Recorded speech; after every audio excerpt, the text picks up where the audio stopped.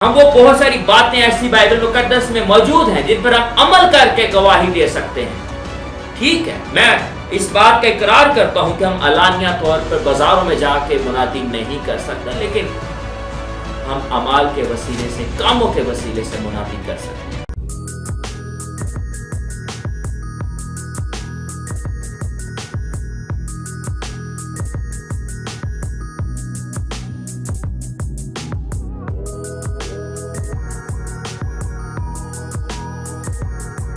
خدا یسوع مسیح کے جلالی اور بابرکت نام میں آپ سب کو سلام. ہمارے چینل کو بالکل مفت سبسکرائب کریں، بیل آئیکن کو کلک کریں تاکہ ہر آنے والی ویڈیو آپ کو سب سے پہلے مل سکے. اس ویڈیو کو ضرور لائک کریں، اس کے لنک کو کاپی کریں اور اس کو واٹس ایپ پہ، فیس بک پہ اور اپنے تمام سوشل میڈیا پہ اپنے فرینڈز اور فیملیز کو کے ساتھ شیئر کریں. خدا یسوع مسیح کے جلالی اور بابرکت نام میں آپ سب کو سلام. میرا نام پادری شرجیل منور ہے. اگر ہم ایک حوالہ دیکھیں جس میں ایک چھوٹی لڑکی کے کردار کو دیکھیں گے. آج کے حوالے میں ہم ایک چھوٹی لڑکی کے کردار کو دیکھیں گے کہ کس طرح سے اس کے الفاظ بابرکت الفاظ ہیں. اس کے الفاظ ہلچل مچا دینے والے الفاظ ہیں. اس کے الفاظ دوسروں کو تبدیل کرنے والے الفاظ ہیں، اور اس کے الفاظ نے کیسے زندگیوں کو بدل ڈالا.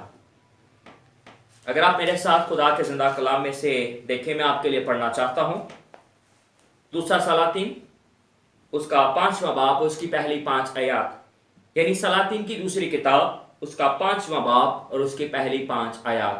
کلام مقدس میں یہ لکھا ہے: اور شاہ ارام کے لشکر کا سردار نعمان اپنے آقا کے نزدیک معزز اور مکرم تھا، کیونکہ خداوند نے اس کے وسیلے سے ارام کو فتح بخشی. وہ زبردست سورما بھی تھا لیکن کوڑی تھا، اور ارامی دل باندھ کر نکلے تھے اور اسرائیل کے ملک میں سے ایک چھوٹی لڑکی کو اسیر کر کے لے آئے تھے. وہ نعمان کی بیوی کی خدمت کرتی تھی. اس نے اپنی بیوی سے کہا: کاش میرا آقا اس نبی کے ہاں ہوتا جو سامریا میں ہے، تو وہ اسے اس کے کوڑ سے شفا دے دیتا. سو کسی نے اندر جا کر اپنے مالک سے کہا: وہ چھوکری جو اسرائیل کے ملک کی ہے ایسا ایسا کہتی ہے. سو ارام کے بادشاہ نے کہا: تو جا اور میں شاہ اسرائیل کو خط بھیجوں گا. سو وہ روانہ ہوا اور 10 قنطار چاندی اور 6000 مسکال سونا اور 10 جوڑے کپڑے اپنے ساتھ لے لیے. خدا کے زندہ کلام کے پڑھے، سنے اور قبول کیے جانے پر خدا ان کی برکت ہو، خدا ان کا شکر ہو. ہمارے چینل کو بالکل مفت سبسکرائب کریں، بیل آئیکن کو کلک کریں. یہ حوالہ بڑا ایک مشہور حوالہ ہے.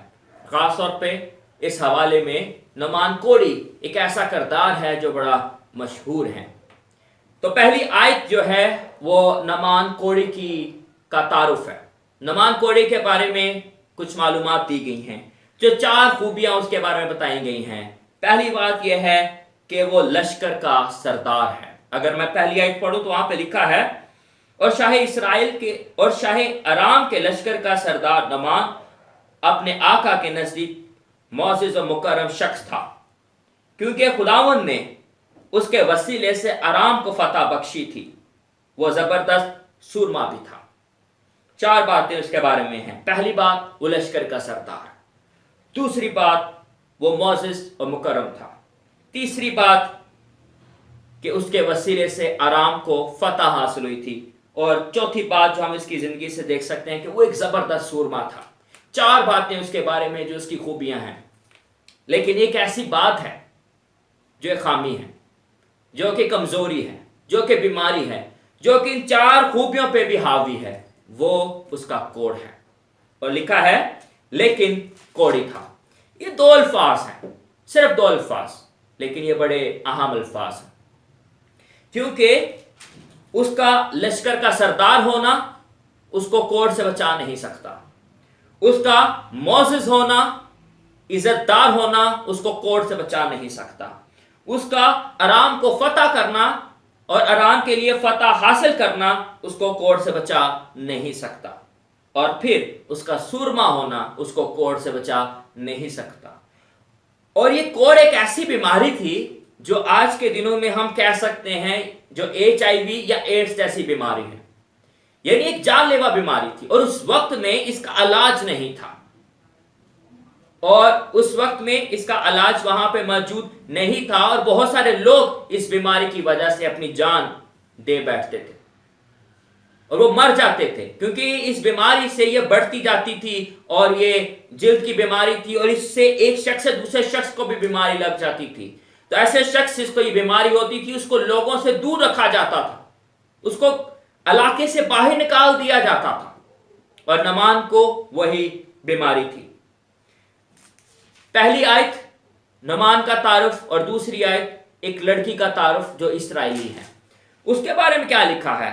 दूसरी आयत में लिखा है, और अरामी दल बांध कर निकले थे और इस्राएल के मुल्क में से एक छोटी लड़की को असीर करके ले आए थे। वो नमान की बीवी की खिदमत करती थी। उसका तारुफ बयान किया गया है कि इस्राएल के मुल्क से एक छोटी लड़की को लाया गया। ये छोटी लड़की से मुराद हो सकता है, बहुत सारे लोग इस पे मुत्तफिक हैं कि वो नौ उम्र की लड़की थी, वो टीनेजर थी, यानी आप कह सकते हैं कि 13 साल से लेके 17-18 साल की वो बच्ची थी, और उसको वहां से असीर करके लाया गया। और वो नुमान के घर में ही उसकी जो बीवी है उसकी वो खिदमत करती थी, और असीर करके वहां पर उसको लाया गया। और फिर तीसरी आयत के अंदर उसकी गवाही है। दूसरा सलातीन 5वां बाब तीसरी आयत में इस छोटी लड़की की गवाही है। अगर आप सारा हवाला पढ़ते हैं तो आपको यह पता चलता है कि उस लड़की का नाम नहीं है, उसका नाम नहीं बयान किया गया। नुमान का नाम है लेकिन उस लड़की का नाम नहीं है, क्योंकि उसका नाम इतना अहम नहीं है जितना उसका काम अहम है। उसका नाम इतना अहम नहीं है जितनी उसकी गवाही अहम है। उसका नाम इतना अहम नहीं है जितने उसके अल्फाज अहम हैं जो यहां पे उसने अदा कर दिए। उसने एक छोटा सा जुमला बोला और उस जुमले ने हलचल मचा दी। वो जुमला जैसे जंगल में आग फैलती है उसी तरह से ये जुमला फैल चुका था। और वो जुमला क्या था वो आपको तीसरी आयत में मिलता है। उसने अपनी बीबी से कहा, काश, वो काश से बात शुरू करती है, काश मेरा आका उस नबी के यहां होता जो सामरिया में है, तो वो उसे उसके कोढ़ से शिफा दे देता। एक छोटा सा जुमला उसने कह दिया और बात को खत्म कर दिया। आप यूं कह सकते हैं कि शायद वो किसी छोटी जगह पर बैठे हों, उसकी जो खात्मा है वो हो, और साथ जो नुमान है उसकी बीवी पास पे ठीक छोटे से कमरे में बात हुई हो, लेकिन ये बात एक छोटे से कमरे में नहीं रही, बल्कि ये बात फैल के घर में चली गई। आगे देखें, चौथी आयत में लिखा है, सो किसी ने अंदर जाके अपने मालिक से कहा कि वो छोकरी जो इस्राएल के मुल्क की है ऐसा ऐसा कहती है, ऐसा ऐसा कहती है। इसका मतलब यह है कि नुमान की बीवी नुमान के पास नहीं गई बल्कि कोई और गया, क्योंकि चौथी आयत गौर से देखिए क्या लिखा है, सो किसी ने अंदर जाके अपने मालिक से कहा। नुमान की बीवी के लिए, उसके खामन के लिए मालिक के अल्फाज इस्तेमाल नहीं हो सकते। इसका मतलब है कोई और खादम है उनके घर में जिसने ये बातें सुन ली, या जिस तक ये आवाज पहुंची, जिस तक ये जुमला पहुंच गया, और उसने क्या किया कि अंदर जाके नुमान से कहा कि वो छोकरी जो इस्राएल से आई है वो ऐसा ऐसा कहती है। और अब आगे जब आप 5वीं आयत पढ़ते हैं तो पता चलता है कि यह बात जो एक कमरे से निकल के घर में बात आ चुकी है, वो बात आप एक घर से निकल के मुल्क में फैल चुकी है, एक मुल्क में फैली है, और वो शाह अराम तक ये बात पहुंच चुकी है, यानी जो अराम का बादशाह है उस तक बात पहुंची है। और 5वीं आयत देखें तो वहां पे लिखा है, सो अराम के बादशाह ने कहा, तू जा और मैं शाह इस्राएल को खत भेजूंगा, तू जा और मैं शाह इस्राएल को खत भेजूंगा। मैं फिर से चाहता हूं हम जरा गौर करें। लड़की बैठी है अपनी बीबी के साथ, और वहां पे उसने से कहा कि काश میرا آقا اس نبی کے ہاں ہوتا جو سامریا میں ہے تو وہ اسے اس کے کوڑ سے شفا دے دیتا. تو یہ بات صرف اس کمرے تک محدود نہیں رہی بلکہ یہ بات پھیل کے پورے گھر میں چلی گئی اور کوئی اور شخص جا کے یہ کہتا ہے کہ وہ چھوکری جو اسرائیل سے آئی ہے وہ یوں یوں کہتی ہے. اور آپ غور کیجئے 5ویں آیت. اب شاہ ارام جو ہے یعنی ارام کا بادشاہ ہے وہ یہ کہتا ہے کہ تو جا اور اسرائیل کو جا اور اس کے بادشاہ کے پاس جا, میں تجھے خط دوں گا, وہ تیرے ساتھ جائے گا. ہم یوں کہہ سکتے ہیں کہ یہ بات جو ایک کمرے سے شروع ہوئی وہ پھیل کے گھر میں اور پھر پورے ملک تک یہ بات پہنچی کہ ایک چھوکری ایک لڑکی نے ایک گواہی دی ہے اور یہ کہا ہے کہ کہاں سے اس کا آقا شفا پا سکتا ہے. تو شاہ ارام نے نعمان کو بلایا اور یہ کہا کہ تو اسرائیل میں جا اور میں تیرے ساتھ ایک خط بھیجوں گا اور اس خط میں یہ پیغام ہوگا کہ وہ تیرے لیے دعا کرے. اب شاہ اسرائیل کو بھی اب شاہ ارام کو بھی پتہ نہیں تھا کہ وہ نبی کون ہے اور نعمان کو بھی پتہ نہیں تھا کہ وہ نبی کون ہے, لیکن وہ لڑکی جانتی تھی کہ وہ نبی کون سا ہے اور وہ اس کو شفا دے سکتا ہے. تو شاہ ارام نے شاہ اسرائیل کو خط بھیجا اور اس میں اس نے کچھ یوں لکھا. اگر آپ 6 آیت دیکھیں تو وہاں پہ لکھا ہے اور وہ اس خط کو شاہ اسرائیل کے پاس لایا جس کا مضمون یہ تھا کہ یہ نامہ جب تجھ کو ملے تو جان لینا کہ میں نے اپنے خادم یعنی نعمان کو تیرے پاس بھیجا ہے تاکہ تو اس کے کوڑ سے اسے شفا دے. اب شاہ ارام کو یہ لگتا تھا کہ شاہ اسرائیل جب اس کے لیے دعا کرے گا یا شاہ اسرائیل کے وسیلے سے نعمان شفا پا جائے گا. اور جب شاہ اسرائیل یہ خط کو پڑھتا ہے تو وہ بڑا شرمندہ ہوتا ہے. اس نے اپنے کپڑوں کو پھاڑا اور یہ کپڑے پھاڑ کے اس نے کہا کیا میں خدا ہوں کہ ماروں اور جلاؤں جو یہ شخص ایک آدمی کو میرے پاس بھیجتا ہے کہ اس کو کوڑ سے شفا دوں. سو اب ذرا غور کرو, دیکھو کہ وہ شخص کس طرح مجھ سے جھگڑنے کا بہانہ ڈھونڈتا ہے. شاہ اسرائیل کو یہ لگ رہا ہے کہ وہ مجھ سے جھگڑنے کا بہانہ ڈھونڈ رہا ہے, لیکن جب یہ خبر الیشا تک پہنچتی ہے تو اس نے شاہ اسرائیل کو کہتا ہے کہ اس شخص کو میرے پاس آنے دے, کیونکہ 8ویں آیت میں لکھا ہے جب مرد خدا الیشا نے سنا کہ شاہ اسرائیل نے اپنے کپڑے پھاڑے تو بادشاہ کو کہلا بھیجا تو نے اپنے کپڑے کیوں پھاڑے, اب اسے میرے پاس آنے دے اور وہ جان لے گا کہ اسرائیل میں ایک نبی ہے. اور آپ اس کہانی کو جانتے ہیں کہ نعمان جب الیشا کے پاس پہنچتا ہے تو الیشا خود باہر نہیں آتا بلکہ اپنے قاصد کو بھیجتا ہے اور اس کے ہاتھ یہ پیغام بھیجتا ہے کہ جا اور دریا یردن میں 7 بار گوتے لگا. اس بات سے نعمان بڑا غصے میں آتا ہے اور وہ اس غصے سے واپس جاتا ہے کیونکہ اس کی وجہ ہے, کیونکہ وہ یہ سمجھتا تھا کہ جو الیشا ہے جو نبی ہے وہ باہر آئے گا, مرد خدا باہر آئے گا اور باہر آ کے اس سے بات کرے گا اور اس جگہ پر جہاں پہ کوڑ ہے وہاں پہ ہاتھ رکھ کے اس کو ملے گا, اوپر نیچے کرے گا اور اپنے خدا سے دعا کرے گا تو وہ شفا پا جائے گا. لیکن ایسا نہیں ہوا. اس نے اپنے قاصد کو بھیج دیا اور کہا کہ جا اور یردن میں جا کر 7 بار گوتے لگا. لیکن اگر آپ غور کریں جب وہ واپس جا رہا تھا تو ایک اور شخص اس کی زندگی میں بڑا اہم ہے اور وہ اس کا خادم ہے. وہ اس کو کہتا ہے کہ اگر الیشا نبی تجھے کوئی اور کام دیتا جو بڑا کام ہوتا تو کیا تو وہ نہ کرتا, تو وہ بھی کام کرتا, لیکن ابھی الیشا نے تجھے ایک چھوٹا سا کام دیا ہے کہ دریا یردن میں جا اور 7 بار گوتے لگا اور تو شفا پا جائے گا.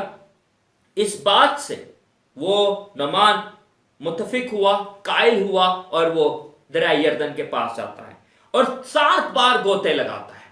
اور پھر آگے لکھا ہے کہ جب اس نے گوتے لگا لیے تو پھر اس کا جو بدن ہے وہ ایک بچے کی مانند ہو گیا, ایک چھوٹے بچے کی مانند ہو گیا اور وہ پاک صاف ہو گیا. اس نے مکمل طور پر شفا پا لی اور شفا پانے کے بعد وہ الیشا کے پاس واپس آتا ہے. جب وہ الیشا کے پاس واپس آتا ہے تو وہاں پر آ کے اگر آپ 15ویں آیت دیکھتے ہیں تو وہاں پہ لکھا ہے اس کے سامنے کھڑا ہوا اور کہنے لگا دیکھ اب میں نے جان لیا کہ اسرائیل کو چھوڑ کر اور کہیں روئے زمین پر کوئی اور خدا نہیں ہے. یہ بہت بڑی گواہی ہے جو اس شخص نے دی جو اسرائیلی نہیں ہے، جو اسرائیل کے خدا کو نہیں جانتا، جو زندہ خدا کو نہیں جانتا، اور اس کی زندگی میں یہ گواہی آئی کہ اس نے اس بات کا اقرار کیا کہ کوئی اور خدا اس دنیا میں ہے ہی نہیں، جو اسرائیل کا خدا ہے، یعنی خدا ان خدا ہے جو یہوہ یری ہے، جو یہوہ ہے، جو الوہیم ہے، وہی زندہ خدا ہے۔ اور اس کے بعد وہ کہتا ہے کہ تو اپنے خادم کا ہدیہ قبول کر، اور کہتا ہے کہ یہ میں سونا، یہ میں چاندی اور یہ میں کپڑے تیرے لیے لایا ہوں، وہ لے لے۔ تو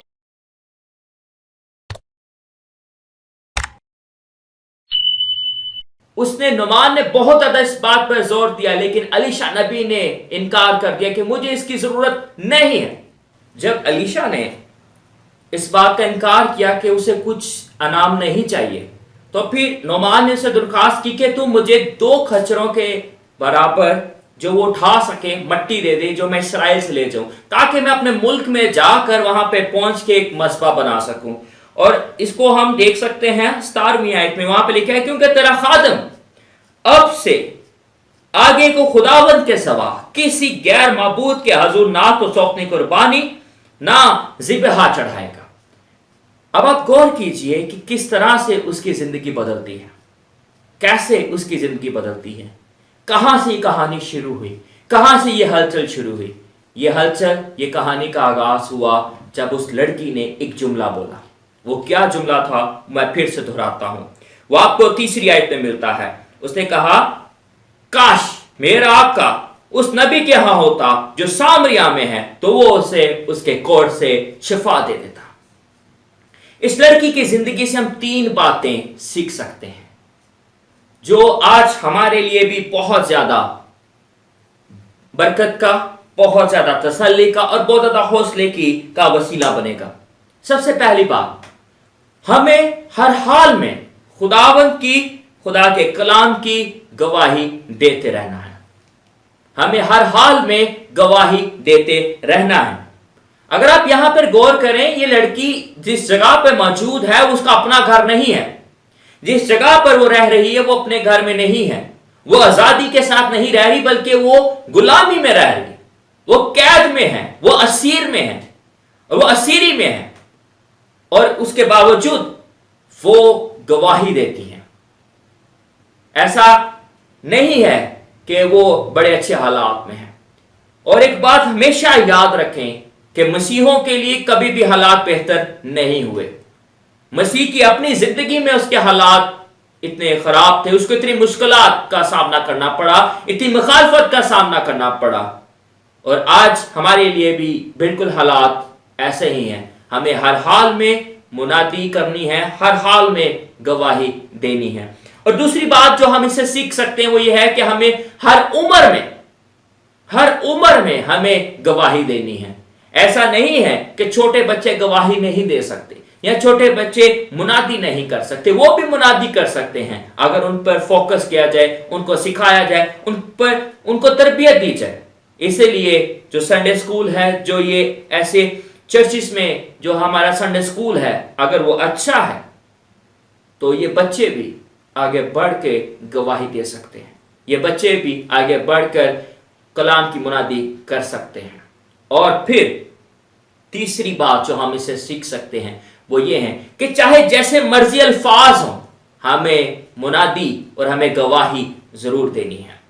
چاہے جیسے مرضی الفاظ ہوں، چاہے ہم ہکلا کر بولیں، چاہے ہم توتلے ہوں، چاہے ہمارے پاس جیسے مرضی الفاظ، ہمیں گواہی ضرور دینی ہے۔ اس پہ غور کیجئے، اس بچی کے پاس اس طرح سے تو حکمت نہیں ہے جو 50 سال یا 60 سال کے شخص کے پاس ہوتی ہے، لیکن ایک چھوٹی بچی، اس کے جملے نے کس طرح سے تبدیلی پیدا کرتی۔ اس لیے ہمیں ہر حال میں کلام کی منادی کرنی ہے، ہر حال میں گواہی دینی ہے، ہمیں ہر عمر میں گواہی دینی ہے، اور پھر ہمیں ہمارے جیسے مرضی الفاظ ہو، ہمیں ہر حال میں گواہی دیتے رہنا ہے۔ اسی لیے اس چیز کو ہمیشہ اپنی زندگی کا پر غور کریں۔ بچے بھی اتنے ہی اہم ہیں، اور ایک چھوٹا بچہ بھی اسی طرح سے گواہی دے سکتا ہے۔ ہاں، ہم یہ کہہ سکتے ہیں کہ آج وہ حالات نہیں ہیں کہ ہم الفاظ میں یا علانیہ طور پر گواہی دے سکیں، لیکن ہمارے کام اور ہمارے اعمال اس سے کوئی ہمیں روکتا نہیں۔ ہم رشوت نہ لے کر گواہی دے سکتے ہیں، ہم نشے کو چھوڑ کر گواہی دے سکتے ہیں، ہم ایمانداری سے کام کر کے گواہی دے سکتے ہیں، ہم دوسروں کی مدد کر کے گواہی دے سکتے ہیں، ہم وہ بہت ساری باتیں ایسی بائبل مقدس میں موجود ہیں جن پر ہم عمل کر کے گواہی دے سکتے ہیں۔ ٹھیک ہے، میں اس بات کا اقرار کرتا ہوں کہ ہم علانیہ طور پر بازاروں میں جا کے منادی نہیں کر سکتے، لیکن ہم اعمال کے وسیلے سے، کاموں کے وسیلے سے منادی کر سکتے ہیں، گواہی دے سکتے ہیں، سچ بول کے گواہی دے سکتے ہیں، رشوت نہ لے کر گواہی دے سکتے ہیں، اور بہت ساری باتیں ہیں۔ آپ خود سمجھدار ہیں۔ خداوند کا کلام ہمیں ایسی رہنمائی کرتا ہے۔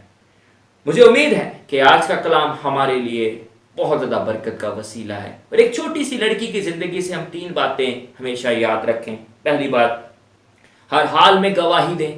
دوسری بات، ہر عمر میں گواہی دیں۔ تیسری بات، چاہے جیسے مرضی الفاظ ہوں، گواہی ضرور دیں۔ اس خیال کے وسیلے خدا مجھے اور آپ کو بڑی برکت بخشے۔